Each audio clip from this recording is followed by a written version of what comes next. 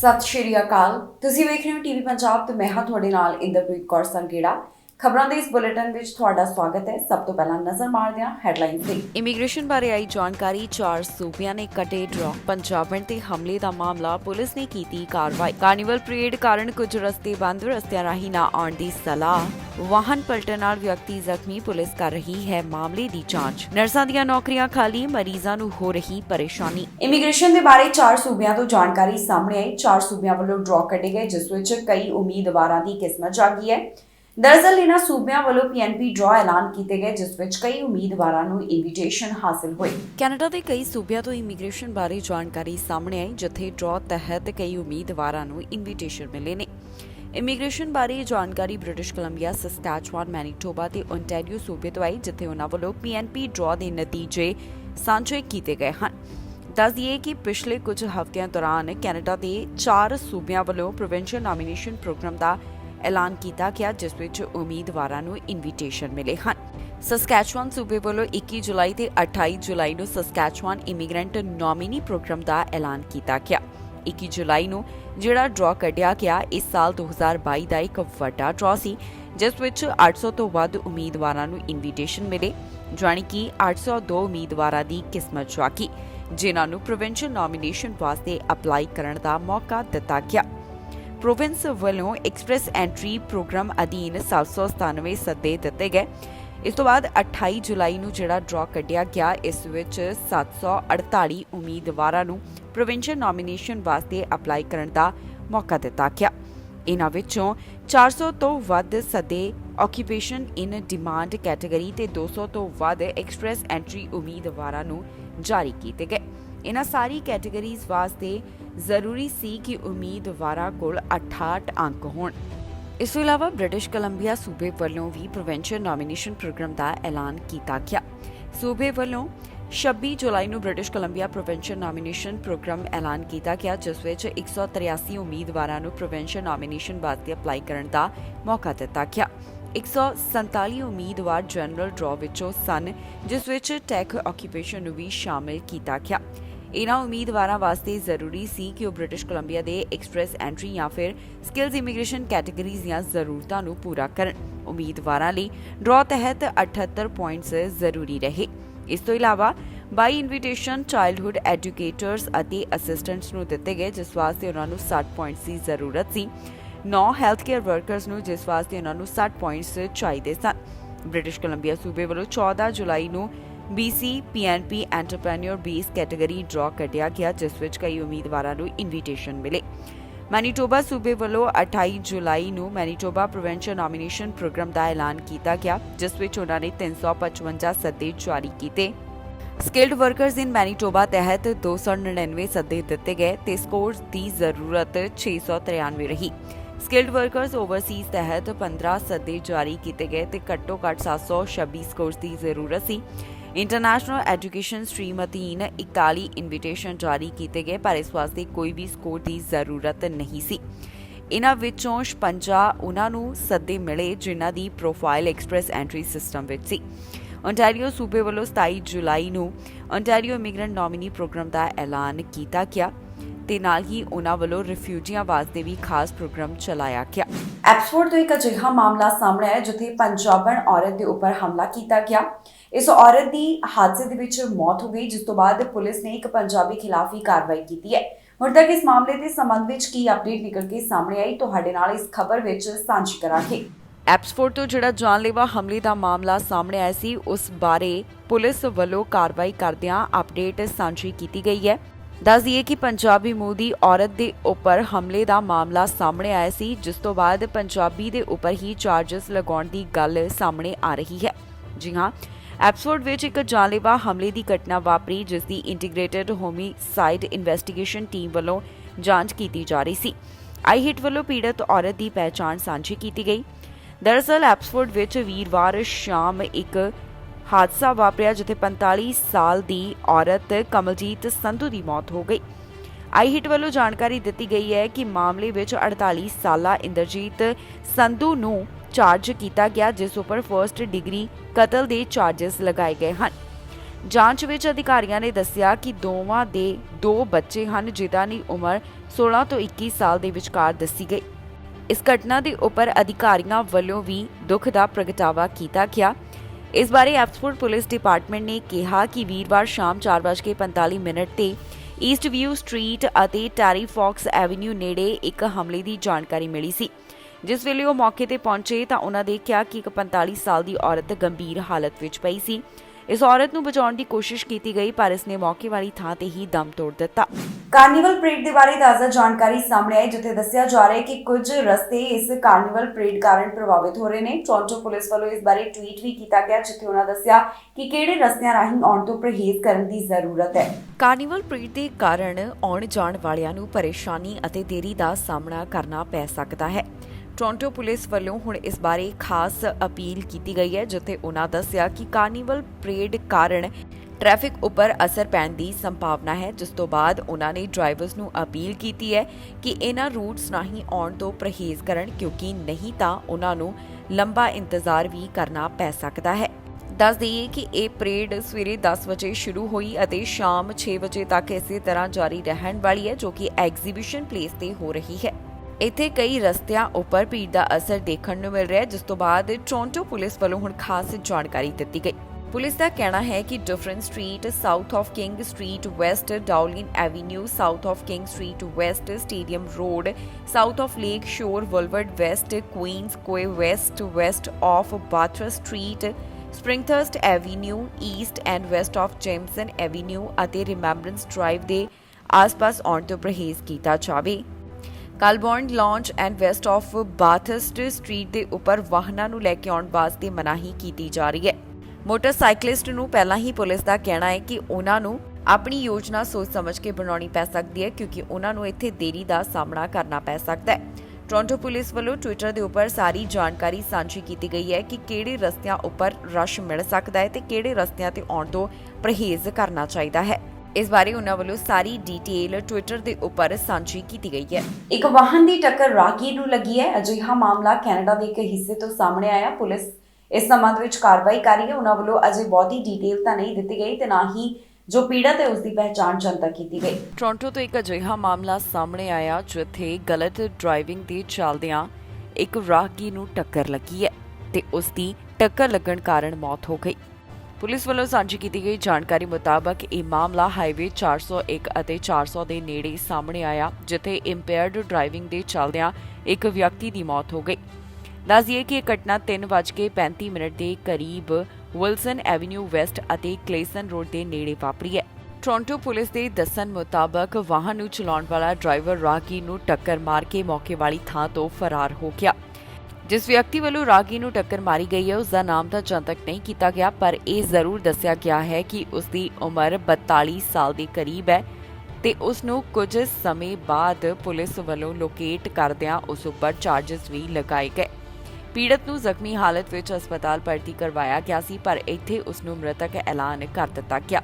ਇਸ ਤੋਂ ਇਲਾਵਾ ਕਿਸੇ ਹੋਰ ਦੇ ਜ਼ਖਮੀ ਹੋਣ ਦੀ ਜਾਣਕਾਰੀ ਨਹੀਂ ਆਈ। ਘਟਨਾ ਵਾਲੀ ਥਾਂ ਨੂੰ ਕੁਝ ਸਮੇਂ ਵਾਸਤੇ ਜਾਂਚ ਪੜਤਾਲ ਵਾਸਤੇ ਬੰਦ ਰੱਖਿਆ ਗਿਆ ਸੀ। ਪੁਲਿਸ ਮਾਮਲੇ ਦੀ ਜਾਂਚ ਕਰ ਰਹੀ ਹੈ। ਉਹਨਾਂ ਦਾ ਕਹਿਣਾ ਹੈ ਕਿ ਜੇਕਰ ਕਿਸੇ ਨੂੰ ਵੀ ਇਸ ਬਾਰੇ ਜਾਣਕਾਰੀ ਹੋਵੇ ਤਾਂ ਟੋਰਾਂਟੋ ਪੁਲਿਸ ਨਾਲ 4168082222 ਜਾਂ ਫਿਰ ਕ੍ਰਾਈਮ ਸਟਾਪਰਸ ਨਾਲ 4162228477 ਤੇ ਕਾਲ ਕਰਕੇ ਜਾਣਕਾਰੀ ਸਾਂਝੀ ਕੀਤੀ ਜਾ ਸਕਦੀ ਹੈ। ਫਿਲਹਾਲ ਮਾਮਲੇ ਦੀ ਜਾਂਚ ਪੜਤਾਲ ਜਾਰੀ ਹੈ, ਜਿਸ ਤੋਂ ਬਾਅਦ ਬਾਕੀ ਦੀ ਜਾਣਕਾਰੀ ਸਾਂਝੀ ਕੀਤੀ ਜਾਵੇਗੀ।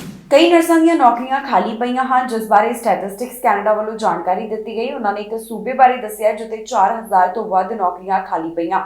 ਮਰੀਜ਼ਾਂ ਨੂੰ ਪਰੇਸ਼ਾਨੀ ਦਾ ਸਾਹਮਣਾ ਕਰਨਾ ਪੈ ਰਿਹਾ, ਇਸ ਦਾ ਜ਼ਿਕਰ ਵੀ ਕੀਤਾ ਗਿਆ। ਬ੍ਰਿਟਿਸ਼ ਕੋਲੰਬੀਆ ਵਿੱਚ ਕਈ ਨੌਕਰੀਆਂ ਖਾਲੀ ਪਈਆਂ ਨੇ।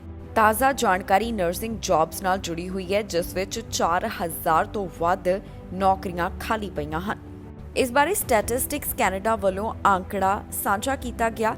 ਦੱਸਿਆ ਜਾ ਰਿਹਾ ਹੈ ਕਿ ਇਹੀ ਕਾਰਨ ਹੈ ਜੋ ER ਬੰਦ ਕੀਤੇ ਜਾ ਰਹੇ ਹਨ ਤੇ ਮਰੀਜ਼ਾਂ ਨੂੰ ਵੀ ਪਰੇਸ਼ਾਨੀ ਦਾ ਸਾਹਮਣਾ ਕਰਨਾ ਪੈ ਰਿਹਾ ਹੈ। ਬ੍ਰਿਟਿਸ਼ ਕੋਲੰਬੀਆ ਸੂਬੇ ਵਿੱਚ ਕੋਰੋਨਾ ਵਾਇਰਸ ਦੀ 7ਵੀਂ ਲਹਿਰ ਸ਼ੁਰੂ ਹੋਈ, ਜਿੱਥੇ ਮਰੀਜ਼ਾਂ ਨੂੰ ਇਸ ਸਮੇਂ ਹੈਲਥ ਕੇਅਰ ਵਰਕਰਸ ਦੀ ਜ਼ਰੂਰਤ ਪੈ ਰਹੀ ਹੈ। ਘੱਟ ਹੈਲਥ ਕੇਅਰ ਵਰਕਰਸ ਹੋਣ ਕਾਰਨ ਮਰੀਜ਼ਾਂ ਨੂੰ ਪਰੇਸ਼ਾਨੀ ਦਾ ਸਾਹਮਣਾ ਕਰਨਾ ਪੈ ਰਿਹਾ ਹੈ, ਜਿਸ ਤੋਂ ਬਾਅਦ ਇਸ ਪਰੇਸ਼ਾਨੀ ਬਾਰੇ ਹੁਣ ਤਾਜ਼ਾ ਅੰਕੜੇ ਸਾਂਝੇ ਕਰਦਿਆਂ ਦੱਸਿਆ ਗਿਆ ਕਿ ਬਹੁਤ ਸਾਰੀਆਂ ਇਸ ਖੇਤਰ ਨਾਲ ਜੁੜੀਆਂ ਹੋਈਆਂ ਨੌਕਰੀਆਂ ਖਾਲੀ ਪਈਆਂ ਹਨ। 31 ਮਾਰਚ ਤੱਕ ਜੋ ਜਾਣਕਾਰੀ ਦਿੱਤੀ ਗਈ ਹੈ ਉਹਨਾਂ ਅੰਕੜਿਆਂ ਤੋਂ ਪਤਾ ਚੱਲਦਾ ਹੈ ਕਿ ਬ੍ਰਿਟਿਸ਼ ਕੋਲੰਬੀਆ ਵਿੱਚ 4265 ਨਰਸਿੰਗ ਵੈਕੈਂਸੀਜ਼ ਖਾਲੀ ਪਈਆਂ ਹਨ। ਇਹਨਾਂ ਵਿੱਚ 3/4 registered nurses, 20% licensed practical nurses ਅਤੇ ਕੁਝ ਨਰਸਿੰਗ ਸੁਪਰਵਾਈਜ਼ਰ ਦੱਸੇ ਜਾ ਰਹੇ ਹਨ।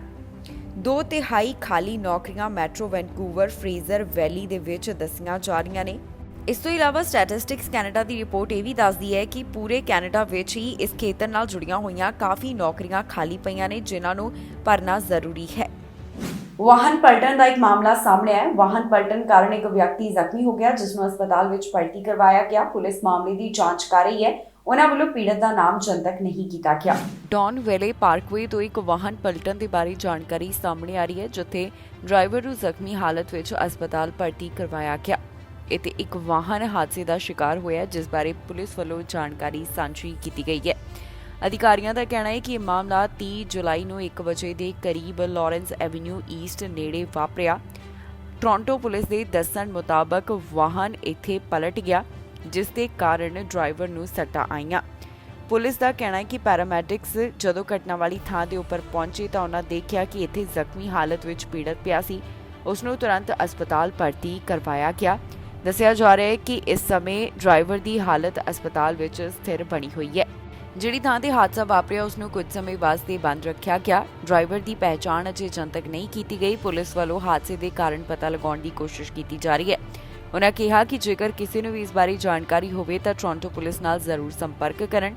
ਟੋਰਾਂਟੋ ਪੁਲਿਸ ਨਾਲ 4168081900 ਜਾਂ ਫਿਰ ਕ੍ਰਾਈਮ ਸਟਾਪਰਸ ਨਾਲ 4162228477 ਤੇ ਕਾਲ ਕਰਕੇ ਸੰਪਰਕ ਕਰਦਿਆਂ ਜਾਣਕਾਰੀ ਸਾਂਝੀ ਕੀਤੀ ਜਾ ਸਕਦੀ ਹੈ।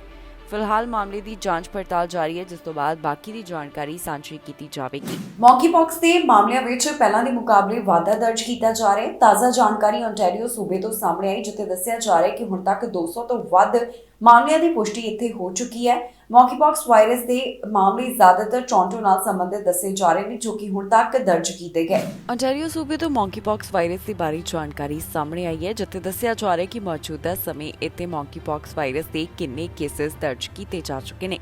ਪਬਲਿਕ ਹੈਲਥ ਓਨਟਾਰੀਓ ਦੇ ਦੱਸਣ ਮੁਤਾਬਕ ਹੁਣ ਤੱਕ 300 ਤੋਂ ਵੱਧ ਮਾਮਲਿਆਂ ਦੀ ਇੱਥੇ ਪੁਸ਼ਟੀ ਹੋ ਚੁੱਕੀ ਹੈ। ਦੱਸਿਆ ਜਾ ਰਿਹਾ ਹੈ ਕਿ 367 ਮਾਮਲੇ ਇਸ ਸੂਬੇ ਵਿੱਚ ਹੁਣ ਤੱਕ ਮੌਂਕੀਪੌਕਸ ਵਾਇਰਸ ਦੇ ਸਾਹਮਣੇ ਆ ਚੁੱਕੇ ਹਨ। ਜ਼ਿਆਦਾਤਰ ਕੇਸਿਸ ਟੋਰਾਂਟੋ ਨਾਲ ਜੁੜੇ ਹੋਏ ਦੱਸੇ ਜਾ ਰਹੇ ਨੇ। ਕੁੱਲ ਮਿਲਾ ਕੇ ਓਨਟਾਰੀਓ ਵਿੱਚ ਜਿੰਨੇ ਮਾਮਲੇ ਦਰਜ ਕੀਤੇ ਗਏ ਉਹਨਾਂ ਵਿੱਚ 78% ਕੇਸਿਸ ਟੋਰਾਂਟੋ ਵਿੱਚ ਰਿਕਾਰਡ ਕੀਤੇ ਗਏ। ਇਸ ਸਭ ਬਾਰੇ ਪਬਲਿਕ ਹੈਲਥ ਓਨਟਾਰੀਓ ਵੱਲੋਂ ਹੋਰ ਵੀ ਜਾਣਕਾਰੀ ਦਿੱਤੀ ਗਈ ਜਿੱਥੇ ਉਹਨਾਂ ਦੱਸਿਆ ਕਿ ਇਸ ਵਾਇਰਸ ਨਾਲ ਜੁੜੇ ਹੋਏ 11 ਜਣਿਆਂ ਨੂੰ ਹਸਪਤਾਲ ਵਿੱਚ ਭਰਤੀ ਕਰਵਾਇਆ ਗਿਆ ਜਿਨ੍ਹਾਂ ਵਿੱਚੋਂ 2 ਨੂੰ ਇੰਟੈਂਸਿਵ ਕੇਅਰ ਵਿੱਚ ਭਰਤੀ ਕਰਵਾਉਣ ਦੇ ਬਾਰੇ ਉਹਨਾਂ ਵੱਲੋਂ ਦੱਸਿਆ ਜਾ ਰਿਹਾ ਹੈ। ਦੱਸੀਏ ਕਿ ਪਿਛਲੇ ਦਿਨੀ ਵਿਸ਼ਵ ਸਿਹਤ ਸੰਗਠਨ ਵੱਲੋਂ ਇਸ ਵਾਇਰਸ ਨੂੰ ਹੈਲਥ ਐਮਰਜੈਂਸੀ ਐਲਾਨ ਕਰ ਦਿੱਤਾ ਗਿਆ। ਵਿਸ਼ਵ ਸਿਹਤ ਸੰਗਠਨ ਵੱਲੋਂ ਇਸ ਬਾਰੇ ਇੱਕ ਮੀਟਿੰਗ ਕੀਤੀ ਗਈ ਜਿਸ ਤੋਂ ਬਾਅਦ ਉਹ ਇਸ ਨਤੀਜੇ ਤੇ ਪਹੁੰਚੇ ਕਿ ਉਹਨਾਂ ਨੇ ਇਸ ਨੂੰ ਹੈਲਥ ਐਮਰਜੈਂਸੀ ਐਲਾਨ ਕਰ ਦਿੱਤਾ। ਕੈਨੇਡਾ ਹੀ ਨਹੀਂ ਬਲਕਿ ਬਾਕੀ ਦੇਸ਼ਾਂ ਵਿੱਚ ਵੀ ਮੌਂਕੀਪੌਕਸ ਵਾਇਰਸ ਨਾਲ ਜੁੜੇ ਹੋਏ ਹੁਣ ਤੱਕ ਕਈ ਮਾਮਲੇ ਸਾਹਮਣੇ ਆ ਚੁੱਕੇ ਨੇ।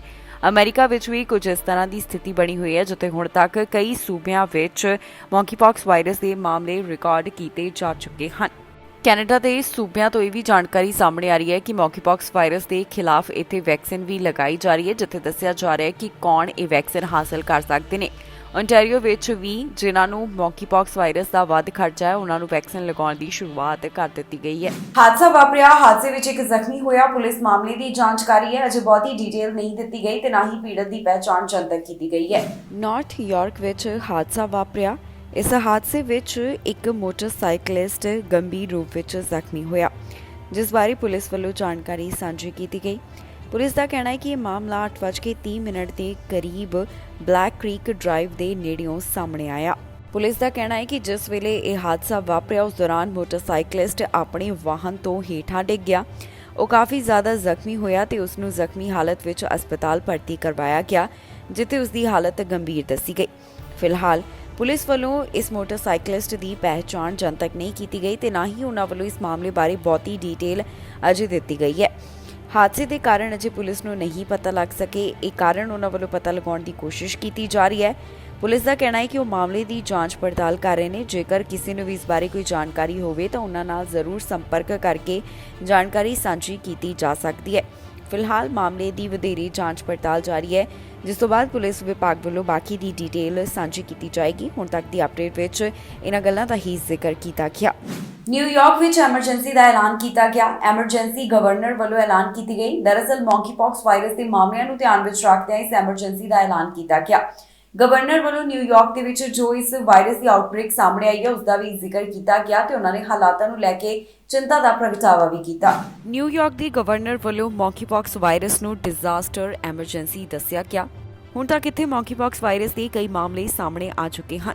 ਇਸ ਸਭ ਤੋਂ ਬਾਅਦ ਨਿਊਯਾਰਕ ਦੀ ਗਵਰਨਰ ਵੱਲੋਂ ਮੌਂਕੀਪੌਕਸ ਵਾਇਰਸ ਸੰਬੰਧੀ ਸਟੇਟ ਡਿਜ਼ਾਸਟਰ ਐਮਰਜੈਂਸੀ ਦਾ ਐਲਾਨ ਕਰ ਦਿੱਤਾ ਗਿਆ। ਹੁਣ ਤੱਕ ਇੱਥੇ ਮੌਂਕੀਪੌਕਸ ਵਾਇਰਸ ਦੇ ਕਈ ਮਾਮਲੇ ਦਰਜ ਕੀਤੇ ਜਾ ਚੁੱਕੇ ਨੇ। ਆਊਟਬ੍ਰੇਕ ਦਾ ਜ਼ਿਕਰ ਵੀ ਗਵਰਨਰ ਵੱਲੋਂ ਕੀਤਾ ਗਿਆ। US centers for disease control and prevention ਵੱਲੋਂ ਜਾਰੀ ਕੀਤੇ ਗਏ ਅੰਕੜਿਆਂ ਦੇ ਮੁਤਾਬਕ ਹੁਣ ਤੱਕ ਇਸ ਵਾਇਰਸ ਨਾਲ ਜੁੜੇ ਹੋਏ 1345 ਮਾਮਲੇ ਦਰਜ ਕੀਤੇ ਜਾ ਚੁੱਕੇ ਨੇ। ਨਿਊਯਾਰਕ ਸੂਬੇ ਦੇ ਵਿੱਚ ਮੌਂਕੀਪੌਕਸ ਵਾਇਰਸ ਦੀ ਆਊਟਬ੍ਰੇਕ ਦੇ ਤਾਜ਼ਾ ਅੰਕੜੇ ਨੂੰ ਰਿਵਿਊ ਕਰਨ ਤੋਂ ਬਾਅਦ ਹੁਣ ਸਟੇਟ ਡਿਜ਼ਾਸਟਰ ਐਮਰਜੈਂਸੀ ਦਾ ਐਲਾਨ ਕੀਤਾ ਗਿਆ ਹੈ। ਇਸ ਤੋਂ ਇਲਾਵਾ ਮੌਂਕੀਪੌਕਸ ਵਾਇਰਸ ਦੇ ਬਾਰੇ ਜੋ ਵੈਕਸੀਨ ਸੰਬੰਧੀ ਵੀ ਹੈ ਜਾਣਕਾਰੀ ਸਾਂਝੀ ਕੀਤੀ ਜਾ ਰਹੀ ਹੈ, ਜਿੱਥੇ ਦੱਸਿਆ ਜਾ ਰਿਹਾ ਹੈ ਕਿ ਕਈਆਂ ਨੂੰ ਇਹ ਵੈਕਸੀਨ ਲਗਾਉਣ ਦੀ ਸ਼ੁਰੂਆਤ ਵੀ ਕਰ ਦਿੱਤੀ ਗਈ ਹੈ।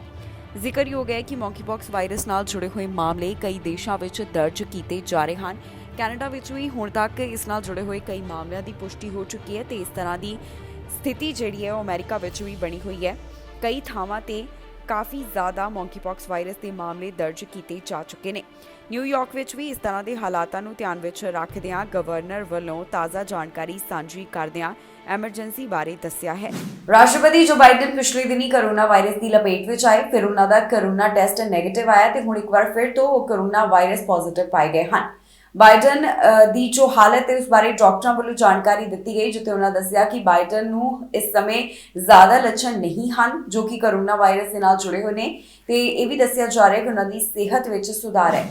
ਅਮਰੀਕਾ ਦੇ ਰਾਸ਼ਟਰਪਤੀ ਜੋ ਬਾਈਡਨ ਇੱਕ ਵਾਰ ਫਿਰ ਤੋਂ ਕੋਰੋਨਾ ਪੋਜ਼ਿਟਿਵ ਪਾਏ ਗਏ ਹਨ, ਜਿਸ ਬਾਰੇ ਡਾਕਟਰਸ ਵੱਲੋਂ ਜਾਣਕਾਰੀ ਸਾਂਝੀ ਕੀਤੀ ਗਈ ਤੇ ਨਾਲ ਹੀ ਦੱਸਿਆ ਗਿਆ ਹੈ ਕਿ ਰਾਸ਼ਟਰਪਤੀ ਦੀ ਸਿਹਤ ਦੇ ਕੀ ਹਾਲ ਹਨ। ਜੀ ਹਾਂ, ਪਿਛਲੇ ਦਿਨੀ ਜੋ ਬਾਈਡਨ ਕੋਰੋਨਾ ਵਾਇਰਸ ਦੀ ਲਪੇਟ ਵਿੱਚ ਆਏ ਸਨ, ਫਿਰ ਉਹਨਾਂ ਦਾ ਕੋਰੋਨਾ ਟੈਸਟ ਨੈਗੇਟਿਵ ਆਇਆ ਤੇ ਹੁਣ ਸ਼ਨੀਵਾਰ ਸਵੇਰੇ ਮੁੜ ਤੋਂ ਉਹਨਾਂ ਦੀ ਕੋਰੋਨਾ ਰਿਪੋਰਟ ਪੋਜ਼ਿਟਿਵ ਆਈ ਹੈ। ਰਾਸ਼ਟਰਪਤੀ ਜੋ ਬਾਈਡਨ ਦੀ ਐਂਟੀਜਨ ਟੈਸਟਿੰਗ ਕਰਵਾਈ ਗਈ, ਜਿਸ ਦੀ ਰਿਪੋਰਟ ਪੋਜ਼ਿਟਿਵ ਨਿਕਲੀ। ਇਸ ਤੋਂ ਪਹਿਲਾਂ ਜੋ ਉਹਨਾਂ ਨੇ ਟੈਸਟ ਕਰਵਾਇਆ ਸੀ, ਜਿਸ ਦੀ ਤਸਵੀਰ ਰਾਸ਼ਟਰਪਤੀ ਵੱਲੋਂ ਟਵਿੱਟਰ ਉੱਪਰ ਸਾਂਝੀ ਵੀ ਕੀਤੀ ਗਈ ਸੀ, ਉਸ ਵਿੱਚ ਉਹਨਾਂ ਦੀ ਰਿਪੋਰਟ ਨੈਗੇਟਿਵ ਆਈ ਸੀ। ਡਾਕਟਰਾਂ ਵੱਲੋਂ ਰਾਸ਼ਟਰਪਤੀ ਦੀ ਸਿਹਤ ਦੇ ਬਾਰੇ ਦੱਸਿਆ ਗਿਆ ਹੈ ਕਿ ਉਹਨਾਂ ਨੂੰ ਕੋਈ ਜ਼ਿਆਦਾ ਕੋਰੋਨਾ ਦੇ ਲੱਛਣ ਨਹੀਂ ਤੇ ਨਾ ਹੀ ਉਹਨਾਂ ਦੀ ਸਿਹਤ ਦੇ ਵਿੱਚ ਕੁਝ ਬਦਲਾਵ ਨਜ਼ਰ ਆ ਰਿਹਾ, ਬਲਕਿ ਉਹਨਾਂ ਦੀ ਸਿਹਤ ਚੰਗੀ ਦੱਸੀ ਜਾ ਰਹੀ ਹੈ। ਦੱਸਿਏ ਕਿ ਰਾਸ਼ਟਰਪਤੀ ਜੋ ਬਾਈਡਨ ਵੱਲੋਂ ਕੋਰੋਨਾ ਵਾਇਰਸ ਦੇ 2 ਵੈਕਸੀਨ ਅਤੇ 2 ਬੂਸਟਰ ਡੋਜ਼ ਵੀ ਹਾਸਲ ਕੀਤੇ ਗਏ। ਉਹਨਾਂ ਨੂੰ ਜਦੋਂ ਪਿਛਲੇ ਦਿਨੀ ਕੋਰੋਨਾ ਹੋਇਆ ਤਾਂ ਹਲਕੇ ਲੱਛਣ ਦੇ ਬਾਰੇ ਜਾਣਕਾਰੀ ਦਿੱਤੀ ਜਾ ਰਹੀ ਸੀ। ਰਾਸ਼ਟਰਪਤੀ ਨੇ ਖੁਦ ਨੂੰ ਆਈਸੋਲੇਟ ਕੀਤਾ ਤੇ ਵਰਚੁਅਲ ਤਰੀਕੇ ਨਾਲ ਹੀ ਉਹ ਸਮਾਗਮਾਂ ਦੇ ਵਿੱਚ ਹਿੱਸਾ ਲੈ ਰਹੇ ਸਨ। ਰਾਸ਼ਟਰਪਤੀ ਖੁਦ ਆਪਣੀ ਸਿਹਤ ਦੇ ਬਾਰੇ ਵੀ ਅਪਡੇਟ ਦਿੰਦੇ ਹੋਏ ਦਿਖਾਈ ਦਿੱਤੇ। ਦੱਸਿਆ ਜਾ ਰਿਹਾ ਸੀ ਕਿ ਉਹਨਾਂ ਦੀ ਸਿਹਤ ਠੀਕ ਹੈ। ਬਾਅਦ ਵਿੱਚ ਉਹਨਾਂ ਦਾ ਜਦੋਂ ਕੋਰੋਨਾ ਟੈਸਟ ਕੀਤਾ ਤਾਂ ਉਸ ਦੀ ਰਿਪੋਰਟ ਨੈਗੇਟਿਵ ਆਈ। ਰਾਸ਼ਟਰਪਤੀ ਨੇ ਖੁਦ ਇਸ ਦੀ ਜਾਣਕਾਰੀ ਸੋਸ਼ਲ ਮੀਡੀਆ ਉੱਪਰ ਸਾਂਝੀ ਕੀਤੀ, ਜਿੱਥੇ ਉਹਨਾਂ ਨੇ ਤਸਵੀਰ ਵੀ ਦਿਖਾਈ ਸੀ ਜਿਸ ਵਿੱਚ ਉਹਨਾਂ ਦੀ ਕੋਰੋਨਾ ਰਿਪੋਰਟ ਨੈਗੇਟਿਵ ਆਈ ਤੇ ਹੁਣ ਜਦੋਂ ਇੱਕ ਵਾਰ ਫਿਰ ਤੋਂ ਅੱਜ ਸਵੇਰੇ ਟੈਸਟ ਕਰਵਾਇਆ ਗਿਆ, ਜੋ ਬਾਈਡਨ ਦਾ ਕੋਰੋਨਾ ਟੈਸਟ ਪੋਜ਼ਿਟਿਵ ਨਿਕਲਿਆ। ਅਮਰੀਕਾ ਦੇ ਕਈ ਹਿੱਸੇ ਤੋਂ ਅਜਿਹਾ ਮਾਮਲਾ ਸਾਹਮਣੇ ਆਇਆ ਜਿੱਥੇ ਦੋਸਤ ਕੋਲੋਂ ਗਲਤੀ ਨਾਲ ਆਪਣੇ ਦੋਸਤ ਤੇ ਗੋਲੀ ਚੱਲੀ। ਗੋਲੀ ਚੱਲਣ ਕਾਰਨ ਟੀਨੇਜਰ ਦੀ ਮੌਤ ਹੋ ਗਈ। ਮਾਮਲੇ ਦੀ ਜਾਣਕਾਰੀ ਪੁਲਿਸ ਨੂੰ ਇਸ ਬੱਚੇ ਦੀ ਮਾਂ ਵੱਲੋਂ ਦਿੱਤੀ ਗਈ, ਜਿਸ ਦੀ ਮੌਤ ਹੋ ਗਈ ਹੈ। ਹੁਣ ਪੁਲਿਸ ਵੱਲੋਂ ਇਸ ਮਾਮਲੇ ਦੇ ਸੰਬੰਧ ਵਿੱਚ ਕਾਰਵਾਈ ਕੀਤੀ ਜਾ ਰਹੀ ਹੈ। ਫਲੋਰੀਡਾ ਤੋਂ ਇੱਕ ਅਜਿਹਾ ਮਾਮਲਾ ਸਾਹਮਣੇ ਆਇਆ ਜਿੱਥੇ ਟੀਨੇਜਰ ਦੀ ਮੌਤ ਹੋ ਗਈ ਕਿਉਂਕਿ ਉਸ ਉੱਪਰ ਦੋਸਤ ਵੱਲੋਂ ਗਲਤੀ ਨਾਲ ਗੋਲੀ ਚਲਾ ਦਿੱਤੀ ਗਈ। ਪੁਲਿਸ ਵੱਲੋਂ ਹੁਣ ਇਸ ਮਾਮਲੇ ਦੀ ਜਾਣਕਾਰੀ ਸਾਂਝੀ ਕੀਤੀ ਗਈ ਹੈ, ਜਿੱਥੇ ਉਹਨਾਂ ਦੱਸਿਆ ਕਿ ਗਲਤੀ ਨਾਲ ਗੋਲੀ ਚੱਲਣ ਕਾਰਨ ਫਲੋਰੀਡਾ ਨਾਲ ਸੰਬੰਧਿਤ ਟੀਨੇਜਰ ਦੀ ਮੌਤ ਹੋ ਗਈ। ਇਹ ਮਾਮਲਾ ਕੈਸਲ ਬੇਰੀ ਵਿੱਚ ਵਾਪਰਨ ਬਾਰੇ ਅਧਿਕਾਰੀਆਂ ਵੱਲੋਂ ਦੱਸਿਆ ਗਿਆ। ਮਾਂ ਵੱਲੋਂ ਪੁਲਿਸ ਨੂੰ ਜਾਣਕਾਰੀ ਦਿੱਤੀ ਗਈ ਸੀ ਕਿ 18 ਸਾਲ ਦੇ ਬੱਚੇ ਦੀ ਗਲਤੀ ਨਾਲ ਗੋਲੀ ਲੱਗਣ ਕਾਰਨ ਮੌਤ ਹੋ ਗਈ ਕਿਉਂਕਿ ਉਸਦੇ ਦੋਸਤ ਕੋਲੋਂ ਗਲਤੀ ਨਾਲ ਗੋਲੀ ਚੱਲ ਗਈ, ਜਿਸ ਤੋਂ ਬਾਅਦ ਅਧਿਕਾਰੀ ਘਟਨਾ ਵਾਲੀ ਥਾਂ ਦੇ ਉੱਪਰ ਪਹੁੰਚੇ ਤੇ ਉਹਨਾਂ ਵੱਲੋਂ ਮਾਮਲੇ ਦੀ ਜਾਂਚ ਸ਼ੁਰੂ ਕਰ ਦਿੱਤੀ ਗਈ। ਜ਼ਖਮੀ ਹਾਲਤ ਵਿੱਚ ਇਸ ਲੜਕੇ ਨੂੰ ਹਸਪਤਾਲ ਭਰਤੀ ਕਰਵਾਇਆ ਗਿਆ, ਪਰ ਹਸਪਤਾਲ ਵਿੱਚ ਉਸਦੀ ਜਾਨ ਨਹੀਂ ਬਚ ਸਕੀ ਤੇ ਉਸ ਨੂੰ ਮ੍ਰਿਤਕ ਐਲਾਨ ਕਰ ਦਿੱਤਾ ਗਿਆ। ਫਿਲਹਾਲ ਇਸ ਪੀੜਤ ਦੀ ਪਹਿਚਾਣ ਪੁਲਿਸ ਵੱਲੋਂ ਜਨਤਕ ਨਹੀਂ ਕੀਤੀ ਗਈ ਤੇ ਨਾ ਹੀ ਇਸ ਮਾਮਲੇ ਦੇ ਬਾਰੇ ਉਹਨਾਂ ਨੇ ਬਹੁਤੀ ਡਿਟੇਲ ਦਿੱਤੀ ਹੈ। ਪੁਲਿਸ ਦਾ ਕਹਿਣਾ ਹੈ ਕਿ ਮਾਮਲੇ ਦੀ ਵਧੇਰੇ ਜਾਂਚ ਪੜਤਾਲ ਕੀਤੀ ਜਾ ਰਹੀ ਹੈ, ਜਿਸ ਤੋਂ ਬਾਅਦ ਬਾਕੀ ਦੀ ਜਾਣਕਾਰੀ ਉਹਨਾਂ ਵੱਲੋਂ ਸਾਂਝੀ ਕੀਤੀ ਜਾਵੇਗੀ। ਹੁਣ ਤੱਕ ਦੀ ਅਪਡੇਟ ਵਿੱਚ ਇਹਨਾਂ ਗੱਲਾਂ ਦਾ ਜ਼ਿਕਰ ਕੀਤਾ ਗਿਆ, ਜਿਸ ਵਿੱਚ ਪਤਾ ਚੱਲਿਆ ਕਿ ਦੋਸਤ ਤੋਂ ਆਪਣੇ ਦੋਸਤ ਤੇ ਗਲਤੀ ਨਾਲ ਗੋਲੀ ਚੱਲ ਗਈ, ਜਿਸ ਕਾਰਨ ਇੱਕ ਟੀਨੇਜਰ ਦੀ ਮੌਤ ਹੋ ਗਈ। ਅਮਰੀਕਾ ਤੋਂ ਇੱਕ ਅਜਿਹਾ ਮਾਮਲਾ ਸਾਹਮਣੇ ਆਇਆ ਜਿੱਥੇ ਕੁਝ ਜਾਣਿਆਂ ਵੱਲੋਂ ਬੇਘਰ ਲੋਕਾਂ ਉੱਪਰ ਹਮਲਾ ਕੀਤਾ ਗਿਆ। ਇਸ ਦੀ ਵੀਡੀਓ ਸਾਹਮਣੇ ਆਈ, ਜਿਸ ਤੋਂ ਬਾਅਦ ਕਾਰਵਾਈ ਕਰਦਿਆਂ ਪੁਲਿਸ ਨੇ 4 ਜਾਣਿਆਂ ਦੀ ਪਹਿਚਾਣ ਜਨਤਕ ਕੀਤੀ ਤੇ ਉਹਨਾਂ ਉੱਪਰ ਚਾਰजेस ਵੀ ਲਗਾਏ ਗਏ ਨੇ। ਸਾਊਥ ਕੈਰੋਲੀਨਾ ਨਾਲ ਸੰਬੰਧਿਤ ਇੱਕ ਵਿਅਕਤੀ ਨੂੰ ਹਿਰਾਸਤ ਵਿੱਚ ਲਿਆ ਗਿਆ। ਇਸ ਵੱਲੋਂ ਜਿਹੜੇ ਬੇਘਰ ਲੋਕ ਨੇ ਉਹਨਾਂ ਉੱਪਰ ਹਮਲਾ ਕੀਤਾ ਜਾ ਰਿਹਾ ਸੀ ਤੇ ਇਸ ਨੂੰ ਵੀਡੀਓ ਵਿੱਚ ਵੀ ਕੈਦ ਕੀਤਾ ਗਿਆ। ਪੁਲਿਸ ਵੱਲੋਂ ਇਸ ਮਾਮਲੇ ਦੀ ਜਾਣਕਾਰੀ ਸਾਂਝੀ ਕਰਦਿਆਂ ਦੱਸਿਆ ਕਿ ਉਹਨਾਂ ਵੱਲੋਂ ਕਾਰਵਾਈ ਕਰਦਿਆਂ ਸਾਊਥ ਕੈਰੋਲੀਨਾ ਦੇ 4 ਵਿਅਕਤੀਆਂ ਤੇ ਚਾਰजेस ਲਗਾਏ। ਪੁਲਿਸ ਦੇ ਹੱਥ ਇੱਕ ਅਜਿਹੀ ਵੀਡੀਓ ਲੱਗੀ ਜਿਸ ਵਿੱਚ ਵੇਖਿਆ ਜਾ ਸਕਦਾ ਸੀ ਕਿ ਕਿਵੇਂ ਬੇਘਰ ਲੋਕਾਂ ਉੱਪਰ ਅਤਿਆਚਾਰ ਕੀਤਾ ਗਿਆ। ਅਜਿਹਾ ਕਰਨ ਵਾਲੇ 4 ਜਾਣਿਆਂ ਤੇ ਹੁਣ ਪੁਲਿਸ ਵੱਲੋਂ ਕ੍ਰਿਮੀਨਲ ਚਾਰजेस ਲਗਾਏ ਗਏ। ਜਿਹੜੀ ਵੀਡੀਓ ਪੁਲਿਸ ਦੇ ਹੱਥ ਲੱਗੀ ਹੈ ਉਹਨਾਂ ਵੱਲੋਂ ਆਮ ਲੋਕਾਂ ਤੱਕ ਵੀ ਪਹੁੰਚਾ ਦਿੱਤੀ ਗਈ ਹੈ, ਜਿਸ ਵਿੱਚ ਵੇਖਿਆ ਜਾ ਸਕਦਾ ਹੈ ਕਿ ਕਿਵੇਂ ਬੇਘਰ ਲੋਕਾਂ ਤੇ ਹਮਲਾ ਕੀਤਾ ਗਿਆ। ਪੁਲਿਸ ਵੱਲੋਂ ਇਸ ਵੀਡੀਓ ਦੀ ਪੜਤਾਲ ਕਰਨ ਤੋਂ ਬਾਅਦ ਦੱਸਿਆ ਹੈ ਕਿ ਇਹ ਮਾਮਲਾ ਅਕਤੂਬਰ 2021 ਅਤੇ ਜੂਨ 2022 ਦੌਰਾਨ ਸਾਹਮਣੇ ਆਇਆ, ਜਿੱਥੇ ਹੋਮਲੈਸ ਲੋਕਾਂ ਨੂੰ ਸ਼ਿਕਾਰ ਬਣਾਇਆ ਗਿਆ ਤੇ ਉਹਨਾਂ ਉੱਪਰ ਹਮਲਾ ਕੀਤਾ ਗਿਆ। ਜਿਨ੍ਹਾਂ ਸਸਪੈਕਟਸ ਨੇ ਇਸ ਮਾਮਲੇ ਨੂੰ ਅੰਜਾਮ ਦਿੱਤਾ ਉਹਨਾਂ ਦੀ ਪਹਿਚਾਣ ਵੀ ਜਨਤਕ ਕੀਤੀ ਗਈ। ਉਹਨਾਂ ਦੇ ਨਾਮ ਟਾਇਲਰ, ਜੋਸ਼ੂਆ, ਡੇਵਿਡ, ਲੋਗਾਨ ਦੇ ਤੌਰ ਤੇ ਉੱਪਰ ਦੱਸੇ ਗਏ ਹਨ। ਇਹਨਾਂ ਵੱਲੋਂ ਪੀੜਤਾਂ ਤੇ ਲੱਤਾਂ ਮਾਰੀਆਂ ਗਈਆਂ ਤੇ ਉਹਨਾਂ ਨੂੰ ਬੁਰੀ ਤਰ੍ਹਾਂ ਕੁੱਟਿਆ ਗਿਆ। ਇਸ ਤਰ੍ਹਾਂ ਦੀ ਵੀਡੀਓ ਸਾਹਮਣੇ ਆਉਣ ਤੋਂ ਬਾਅਦ ਜਿਸ ਵਿੱਚ ਨਜ਼ਰ ਆ ਰਿਹਾ ਸੀ ਕਿ ਕਿਵੇਂ ਹੋਮਲੈਸ ਲੋਕਾਂ ਨੂੰ ਕੁੱਟਿਆ ਜਾ ਰਿਹਾ, ਪੁਲਿਸ ਨੇ ਕਾਰਵਾਈ ਕਰਦਿਆਂ 4 ਜਾਣਿਆਂ ਦੇ ਖਿਲਾਫ ਚਾਰजेस ਲਗਾ ਦਿੱਤੇ। ਪੁਲਿਸ ਦਾ ਕਹਿਣਾ ਹੈ ਕਿ ਜੇਕਰ ਇਸ ਤਰ੍ਹਾਂ ਦਾ ਕੋਈ ਹੋਰ ਮਾਮਲਾ ਸਾਹਮਣੇ ਆਉਂਦਾ ਹੈ ਜਾਂ ਫਿਰ ਇਸ ਮਾਮਲੇ ਦੇ ਸੰਬੰਧ ਵਿੱਚ ਕਿਸੇ ਨੂੰ ਕੋਈ ਜਾਣਕਾਰੀ ਹੈ ਤਾਂ ਉਹਨਾਂ ਨਾਲ 8642715210 ਤੇ ਕਾਲ ਕਰਕੇ ਜਾਣਕਾਰੀ ਸਾਂਝੀ ਕੀਤੀ ਜਾ ਸਕਦੀ ਹੈ। $1.3 ਬਿਲੀਅਨ ਤੋਂ ਵੱਧ ਦੀ ਜੋ ਵਿਨਿੰਗ ਟਿਕਟ ਹੈ ਉਹ ਇਲੀਨੋਇਸ ਵਿੱਚ ਵੇਚੀ ਗਈ। ਹੁਣ ਇਸ ਦਾ ਕੌਣ ਵਿਜੇਤਾ ਹੈ, ਇਸ ਬਾਰੇ ਅਜੇ ਡਿਟੇਲ ਨਹੀਂ ਦਿੱਤੀ ਗਈ। ਇਹ ਵੀ ਕਿਹਾ ਜਾ ਰਿਹਾ ਹੈ ਕਿ ਜਿਸ ਵੱਲੋਂ ਇਹ ਵਿਨਿੰਗ ਟਿਕਟ ਹਾਸਲ ਕੀਤੀ ਗਈ ਹੈ ਉਹ ਜੇਕਰ ਚਾਹੁੰਦਾ ਹੈ ਤਾਂ ਹੀ ਉਹ ਆਪਣੀ ਪਹਿਚਾਣ ਸਾਂਝੀ ਕਰ ਸਕਦਾ ਹੈ, ਉਹ ਆਪਣੀ ਪਹਿਚਾਣ ਨੂੰ ਗੁਪਤ ਵੀ ਰੱਖ ਸਕਦਾ ਹੈ, ਜਿਸ ਬਾਰੇ ਹੁਣ ਤਾਜ਼ਾ ਜਾਣਕਾਰੀ ਦਿੱਤੀ ਜਾ ਰਹੀ ਹੈ। $1.3 billion mega million jackpot Illinois ਦੇ ਵਿੱਚ ਵੇਚਿਆ ਗਿਆ। ਇਸ ਦਾ ਟਿਕਟ ਹੋਲਡਰ ਅਜੇ ਤੱਕ ਸਾਹਮਣੇ ਨਹੀਂ ਆਇਆ, ਉਸ ਦੀ ਪਹਿਚਾਣ ਅਜੇ ਨਹੀਂ ਪਤਾ ਲੱਗੀ। ਦੱਸ ਦਈਏ ਕਿ winning ticket Speedy Cafe Speedway gas station ਤੇ ਵੇਚੀ ਗਈ, ਜੋ ਕਿ ਇਲੀਨੋਇਸ ਵਿੱਚ ਹੈ। ਵਿਨਿੰਗ ਨੰਬਰ 13, 36, 45, 57 ਤੇ 67 ਦੇ ਤੌਰ ਉੱਪਰ ਦੱਸੇ ਗਏ ਨੇ ਤੇ ਇੱਥੇ 골ਡ ਮੈਗਾ ਬਾਲ 14 ਦੱਸੀ ਗਈ। Mega pilot 2XC। ਹੁਣ ਇਹ ਸਭ ਤੋਂ ਬਾਅਦ ਹਾਇਓ ਲੋਟਰੀ ਡਾਇਰੈਕਟਰ ਵੱਲੋਂ ਇੱਕ ਸਟੇਟਮੈਂਟ ਵਿੱਚ ਇਲੀਨੋਇਸ ਦੀ ਲੋਟਰੀ ਨੂੰ ਮੁਬਾਰਕਬਾਦ ਦਿੱਤੀ ਗਈ, ਜਿੱਥੇ $1.337 ਬਿਲੀਅਨ ਦੀ ਵਿਨਿੰਗ ਟਿਕਟ ਵੇਚੀ ਗਈ।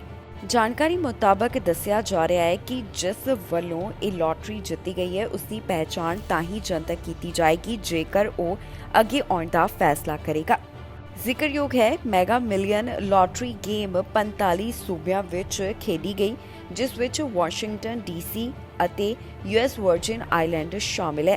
ਬਹੁਤ ਸਾਰੇ ਯਾਤਰੀਆਂ ਦੀ ਯਾਤਰਾ ਤੇ ਅਸਰ ਪੈ ਰਿਹਾ ਹੈ। ਦਰਅਸਲ 에ਅਰਪੋਰਟ ਦੇ ਉੱਪਰ ਹੋ ਰਹੀ ਪਰੇਸ਼ਾਨੀ ਕਾਰਨ ਬਹੁਤ ਸਾਰੇ ਯਾਤਰੀ ਆਪਣੀ ਯਾਤਰਾ ਵਿੱਚ ਬਦਲਾਅ ਕਰ ਰਹੇ ਨੇ ਤੇ ਕਈਆਂ ਵੱਲੋਂ ਤਾਂ ਇਸ ਯਾਤਰਾ ਨੂੰ ਰੱਦ ਵੀ ਕੀਤਾ ਜਾ ਰਿਹਾ ਹੈ। ਇਸ ਪਰੇਸ਼ਾਨੀ ਬਾਰੇ ਪੋਲ ਵਿੱਚੋਂ ਨਿਕਲ ਕੇ ਜਾਣਕਾਰੀ ਸਾਹਮਣੇ ਆਈ, ਜਿੱਥੇ ਦੱਸਿਆ ਗਿਆ ਕਿ ਹੁਣ ਕਿਵੇਂ ਉਹਨਾਂ ਨੂੰ ਯਾਤਰਾ ਜਿਹੜੀ ਹੈ ਉਸ ਦੇ ਉੱਪਰ ਅਸਰ ਪੈ ਰਿਹਾ ਹੈ। 에ਅਰਪੋਰਟ ਤੇ ਹੋ ਰਹੀ ਪਰੇਸ਼ਾਨੀ ਕਾਰਨ ਯਾਤਰੀਆਂ ਵੱਲੋਂ ਯਾਤਰਾ ਦੀ ਯੋਜਨਾ ਵਿੱਚ ਬਦਲਾਅ ਕੀਤੇ ਗਏ। ਇਸ ਬਾਰੇ ਤਾਜ਼ਾ ਪੋਲ ਸਾਹਮਣੇ ਆਇਆ, ਜਿਸ ਵਿੱਚ ਪਤਾ ਚੱਲਿਆ ਹੈ ਕਿ 1/3 ਤੋਂ ਵੱਧ ਕੈਨੇਡੀਅਨਸ ਵੱਲੋਂ ਆਪਣੀਆਂ ਉਡਾਨਾਂ ਸੰਬੰਧੀ ਬਦਲਾਅ ਕੀਤਾ ਗਿਆ। ਇਸ ਦਾ ਕਾਰਨ ਹੈ 에ਅਰਪੋਰਟ ਦੇ ਉੱਪਰ ਹੋ ਰਹੀ ਪਰੇਸ਼ਾਨੀ। ਜੀ ਹਾਂ, ਵੱਡੀ ਗਿਣਤੀ ਵਿੱਚ ਕੈਨੇਡੀਅਨਸ ਜਿਨ੍ਹਾਂ ਵੱਲੋਂ ਇਸ ਵਾਰ ਸਫ਼ਰ ਕਰਨ ਦੀ ਯੋਜਨਾ ਬਣਾਈ ਗਈ ਜਾਂ ਤਾਂ ਉਹਨਾਂ ਨੇ ਆਪਣਾ ਸਫ਼ਰ ਰੱਦ ਕਰ ਦਿੱਤਾ ਜਾਂ ਫਿਰ ਇਸ ਨੂੰ ਅੱਗੇ ਵਧਾ ਦਿੱਤਾ ਹੈ। ਇਸ ਬਾਰੇ ਹੁਣ ਇੱਕ ਪੋਲ ਰਾਹੀਂ ਤਾਜ਼ਾ ਜਾਣਕਾਰੀ ਸਾਹਮਣੇ ਆਈ। ਲੈਜਰ ਵੱਲੋਂ ਸਰਵੇ ਕਰਵਾਇਆ ਗਿਆ, ਜਿਸ ਵਿੱਚ 1516 ਕੈਨੇਡੀਅਨਸ ਨੇ ਹਿੱਸਾ ਲਿਆ ਤੇ ਉਹਨਾਂ ਵੱਲੋਂ ਦੱਸਿਆ ਗਿਆ ਕਿ 에ਅਰਪੋਰਟ ਦੇ ਉੱਪਰ ਹੋ ਰਹੀ ਪਰੇਸ਼ਾਨੀ ਕਾਰਨ ਉਹਨਾਂ ਦੀ ਯਾਤਰਾ ਦੇ ਉੱਪਰ ਕੀ ਅਸਰ ਪੈ ਰਿਹਾ ਹੈ। ਇਸ ਪੋਲ ਦੇ ਵਿੱਚ ਪਤਾ ਚੱਲਿਆ ਕਿ 35% ਯਾਤਰੀਆਂ ਵੱਲੋਂ 에ਅਰਪੋਰਟ ਦੇ ਉੱਪਰ ਹੋ ਰਹੀ ਦੇਰੀ ਕਾਰਨ ਆਪਣੀ ਯਾਤਰਾ ਵਿੱਚ ਬਦਲਾਅ ਕੀਤਾ ਗਿਆ। 56% ਵੱਲੋਂ ਤਾਂ ਆਪਣੀ ਯਾਤਰਾ ਅੱਗੇ ਵਧਾਉਣ ਦੇ ਬਾਰੇ ਕਹਿ ਦਿੱਤਾ ਗਿਆ। 18% ਕੈਨੇਡੀਅਨਸ ਵੱਲੋਂ ਆਪਣੀ ਡੈਸਟੀਨੇਸ਼ਨ ਵਿੱਚ ਬਦਲਾਵ ਕੀਤਾ ਗਿਆ ਹੈ। 13% ਕਹਿ ਰਹੇ ਨੇ ਜਾਂ ਤਾਂ ਉਹ 에ਅਰਲਾਈਨ ਬਦਲਣਗੇ ਜਾਂ ਫਿਰ ਉਹਨਾਂ ਵੱਲੋਂ ਆਪਣੀਆਂ ਉਡਾਨਾਂ ਰੱਦ ਕੀਤੀਆਂ ਜਾਣਗੀਆਂ। ਦੱਸ ਦਈਏ ਕਿ 에ਅਰਪੋਰਟ ਦੇ ਉੱਪਰ ਹੋ ਰਹੀ ਪਰੇਸ਼ਾਨੀ, ਉਡਾਨਾਂ ਦੇ ਵਿੱਚ ਹੋ ਰਹੀ ਦੇਰੀ ਕੋਈ ਨਵੀਂ ਗੱਲ ਨਹੀਂ। ਕੁਝ ਮਹੀਨਿਆਂ ਤੋਂ ਯਾਤਰੀਆਂ ਨੂੰ ਇਸ ਤਰ੍ਹਾਂ ਦੀ ਪਰੇਸ਼ਾਨੀ ਦਾ ਸਾਹਮਣਾ ਕਰਨਾ ਪੈ ਰਿਹਾ ਹੈ। 에ਅਰਪੋਰਟ ਅਥਾਰਟੀ ਵੀ ਲਗਾਤਾਰ ਇਸ ਬਾਰੇ ਗੱਲ ਕਰਦੀ ਹੋਈ ਦਿਖਾਈ ਦੇ ਰਹੀ ਹੈ।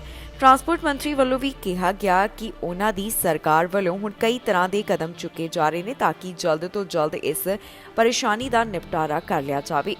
ਉਹਨਾਂ ਵੱਲੋਂ ਲਗਾਤਾਰ ਨਵੀਂ ਸਟਾਫ ਦੀ ਭਰਤੀ ਨੂੰ ਲੈ ਕੇ ਵੀ ਜ਼ਿਕਰ ਕੀਤਾ ਜਾ ਰਿਹਾ ਹੈ ਤੇ ਨਾਲ ਹੀ ਉਹਨਾਂ ਵੱਲੋਂ ਪਿਛਲੇ ਦਿਨੀ ਇਹ ਵੀ ਦੱਸਿਆ ਗਿਆ ਸੀ ਕਿ 에ਅਰਪੋਰਟ ਦੇ ਉੱਪਰ ਕੁਝ ਹੀ ਮਿੰਟਾਂ ਦੇ ਵਿੱਚ ਯਾਤਰੀਆਂ ਦੀ ਸਿਕਿਉਰਿਟੀ ਕਰ ਦਿੱਤੀ ਗਈ। ਹੁਣ ਇਹ ਜੋ ਯਾਤਰਾ ਸੰਬੰਧੀ ਯਾਤਰੀਆਂ ਨੂੰ ਪਰੇਸ਼ਾਨੀ ਹੋ ਰਹੀ ਹੈ, ਇਸ ਦੇ ਪਿੱਛੇ ਵੱਡਾ ਕਾਰਨ ਹੈ ਕਿ ਇੱਕਦਮ ਯਾਤਰਾ ਦੀ ਮੰਗ ਵੱਧ ਗਈ ਅਤੇ ਸਟਾਫ ਦੀ ਕਮੀ ਹੋ ਗਈ। ਇਸ ਦੇ ਨਾਲ ਹੀ ਜਾਂਦੇ ਇੱਕ ਵਾਰ ਫਿਰ ਤੋਂ ਨਜ਼ਰ ਮਾਰਦੇ ਹਾਂ ਹੈਡਲਾਈਨਸ ਤੇ। ਇਮੀਗ੍ਰੇਸ਼ਨ ਬਾਰੇ ਆਈ ਜਾਣਕਾਰੀ, 4 ਸੂਬਿਆਂ ਨੇ ਕੱਟੇ ਡਰਾ। ਪੰਜਾਬ ਤੇ ਹਮਲੇ ਦਾ ਮਾਮਲਾ, ਪੁਲਿਸ ਨੇ ਕੀਤੀ ਕਾਰਵਾਈ। ਕਾਰਨੀਵਲ ਪਰੇਡ ਕਾਰਨ ਕੁਝ ਰਸਤੇ ਬੰਦ, ਰਸਤਿਆਂ ਰਾਹੀਂ ਨਾ ਆਉਣ ਦੀ ਸਲਾਹ। ਵਾਹਨ ਪਲਟਣ ਨਾਲ ਵਿਅਕਤੀ ਜ਼ਖਮੀ, ਪੁਲਿਸ ਕਰ ਰਹੀ ਹੈ ਮਾਮਲੇ ਦੀ ਜਾਂਚ। ਨਰਸਾਂ ਦੀਆਂ ਨੌਕਰੀਆਂ ਖਾਲੀ, ਮਰੀਜ਼ਾਂ ਨੂੰ ਹੋ ਰਹੀ ਪਰੇਸ਼ਾਨੀ। ਖਬਰਾਂ ਦੇ ਇਸ ਬੁਲੇਟਿਨ ਵਿੱਚ ਇੰਨਾ ਹੀ। ਫਿਲਹਾਲ ਮੈਨੂੰ ਇੰਦਰਪ੍ਰੀਤ ਕੌਰ ਸੰਗੇੜਾ ਨੂੰ ਦਿਓ ਇਜਾਜ਼ਤ ਤੇ ਤੁਸੀਂ ਵੇਖਦੇ ਰਹੋ ਟੀਵੀ ਪੰਜਾਬ।